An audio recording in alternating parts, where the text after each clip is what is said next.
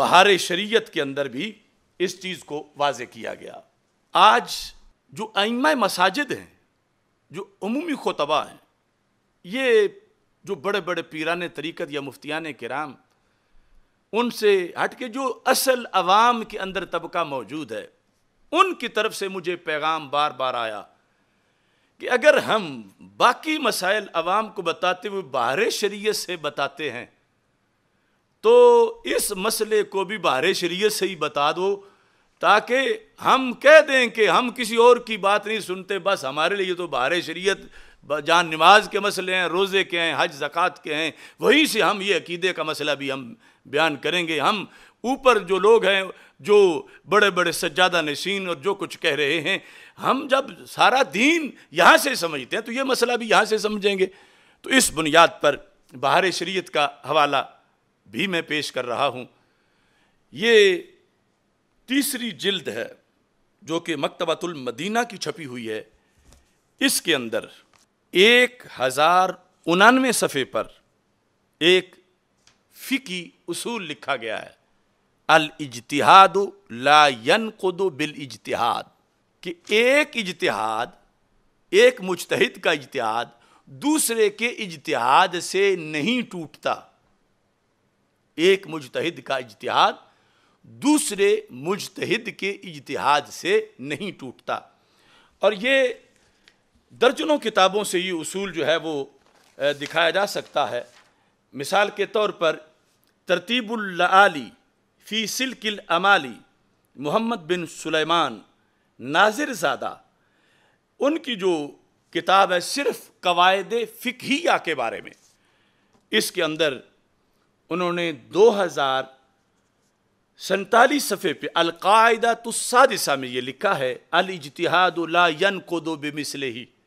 کہ ایک اجتہاد دوسرے اجتہاد سے نہیں ٹوٹتا۔ کہ کہا جائے کہ وہ بھی تو مجتہدہ تھیں، وہ بھی تو مجتہد تھے، ایک اجتہاد دوسرے اجتہاد سے نہیں ٹوٹتا۔ یہ قانون لکھا یہاں حضرت صدر الشریعہ قدس سرہ العزیز اور ان کی نسل پاک کے آج بھی اہل علم ماشاءاللہ بہت موجود ہیں، اور ان کے لحاظ سے یہ خصوصی تحفہ بھی ہے کہ لکھا ہے یعنی ایک اجتہاد دوسرے اجتہاد سے ساقط نہیں ہوتا، یعنی نہیں ٹوٹتا۔ اس قاعدہ کی بنیاد صحابہ کرام رضی اللہ تعالی عنہم کا عمل ہے کہ سیدنا ابو بکر صدیق رضی اللہ تعالی عنہ نے چند مسائل کے سلسلے میں حکم صادر فرمایا، جس کی مخالفت سیدنا عمر رضی اللہ تعالیٰ عنہ نے کی، مگر سیدنا ابو بکر صدیق رضی اللہ تعالیٰ عنہ کا حکم اس سے نہ ساکت ہوا نہ کالعدم ہوا۔ یعنی مقابلے میں دوسرا اجتہاد تھا، مگر ایک اجتہاد دوسرے اجتہاد کو نہیں توڑتا۔ اب شاید کوئی سمجھے کہ یہ چلو ٹھیک ہے، قانون ٹھیک ہے، مگر یہ جو مسئلہ ہے سیدہ فاطمہ رضی اللہ تعالی عنہ اور حضرت سیدنا صدیق اکبر رضی اللہ تعالی عنہ کا، کہ یہاں اس کا ثبوت دو، یہ کہاں لکھا ہے؟ تو اگلی لائن میں لکھا ہے، یہ سکرین پہ بھی لفظ آپ دیکھیں، بہار شریعت، اگلی لائن میں کیا لکھا ہے؟ اسی طرح جیسے حضرت صدیق اکبر رضی اللہ تعالیٰ عنہ کا اجتہاد اور حضرت عمر رضی اللہ تعالیٰ عنہ کا اجتہاد، یہ جب آمنے سامنے دو اجتہاد ہوئے اپنی اپنی دلیل کے مطابق، تو حضرت صدیق اکبر رضی اللہ تعالیٰ عنہ کا اجتہاد نہ ٹوٹا نہ ساکت ہوا۔ کس کے اجتہاد سے؟ حضرت سیدنا عمر رضی اللہ تعالیٰ عنہ کے اجتہاد سے، اور نہ ہی ان کی طرف کوئی عیب کی نسبت ہوئی نہ توہین ہوئی۔ تو کہتے ہیں اسی طرح فدق کے بارے میں خلیفہ اول کا حکم حضرت عباس، حضرت فاطمہ، حضرت علی رضی اللہ تعالی عنہم کے اجتہاد سے نہ ٹوٹا نہ ساکت ہوا۔ تو عین وہی مسئلہ جو آج چل رہا ہے، یہاں دو اجتہاد مانے گئے، ایک طرف خلیفہ اول رضی اللہ تعالی عنہ کا اجتہاد، دوسری طرف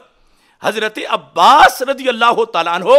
حضرت سیدہ فاطمہ رضی اللہ تعالی عنہا اور حضرت مولا علی رضی اللہ تعالی عنہ، یہ تینوں ان کا اجتہاد۔ تو یہاں جملے پھر سن لیں کہ جس طرح حضرت ابو بکر صدیق رضی اللہ تعالی عنہ کے اجتہاد کے مقابلے میں حضرت عمر رضی اللہ تعالی عنہ کے اجتہاد سے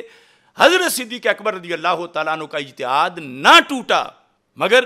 چھوڑ دیا گیا۔ کون سا اجتہاد؟ حضرت عمر والا، اور درست سمجھا گیا حضرت صدیق اکبر رضی اللہ تعالیٰ عنہ والا۔ کہتے ہیں اسی طرح فدق کے بارے میں خلیفہ اول، اب یہ ساری دنیا جانتی ہے کہ خلیفہ اول کون ہے، حضرت صدیق اکبر رضی اللہ تعالیٰ عنہ کا حکم حضرت عباس، حضرت فاطمہ، حضرت علی رضی اللہ تعالی عنہم کے اجتہاد سے نہ ٹوٹا نہ ساکت ہوا، بلکہ یہ اجتہاد کرنے والے بھی بالآخر اسی پہ دستخط کرنا شروع ہو گئے، اور اجتہاد جن کا مقابلے میں تھا ان سب نے اس اجتہاد کو مانا جس اجتہاد کو حضرت صدیق اکبر رضی اللہ تعالی عنہ پیش کر رہے تھے فدق کے فیصلے میں، اور ان سب نے پھر اس کو مانا۔ یہی وجہ ہے کہ حضرت مولا علی رضی اللہ تعالی عنہ نے اپنے دور خلافت میں یہ فدق، اس کا فیصلہ نہ بدل کے یہ واضح کیا کہ صدیق اکبر رضی اللہ تعالی عنہ کا فیصلہ برحق تھا، اور میں اسی فیصلے کو اپنے عہد خلافت میں بھی برقرار رکھوں گا۔ اب یہاں یہ بہار شریعت تو ہر خطیب امام کے حجرے میں پڑی ہے، ان سے تو پوچھ لو ایڈیشن بدلنے سے پہلے کہ یہاں تو دو اجتہاد وہ ذکر کر رہے ہیں اس مسئلے میں، اور صرف یہ نہیں، میں تو 20 مقامات دکھا سکتا ہوں اللہ کے فضل سے اس پر۔ تو آپ یقیناً ہم سب کو مطلوب ہے ادب سیدہ طیبہ طاہرہ رضی اللہ تعالی عنہا کا، اور ان کی خاک پا پہ ہماری نسلوں آباء و اجداد کی عزتیں قربان ہو جائیں، مگر شریعت ہے، دین ہے۔ فردوہ الی اللہ والرسول، حکم قرآن میں ہے۔ اس بنیاد پر ہمیں اس طرف چلنا ہے، جانا ہے، اور آج اس چیز کو ہائی لائٹ کرنا ہے کہ جس کی بنیاد پر ہم پاسبانی کر سکیں سیدہ طیبہ طاہرہ رضی اللہ تعالی عنہا کے مقام و مرتبہ کی بھی، خلافت صدیق اکبر رضی اللہ تعالی عنہ کی بھی، اور معصومیت میں نہ تنقیص ہونے دیں نہ غلو ہونے دیں، اور اہل سنت و جماعت کی اس عقیدے کو ہم محفوظ کر کے رکھیں۔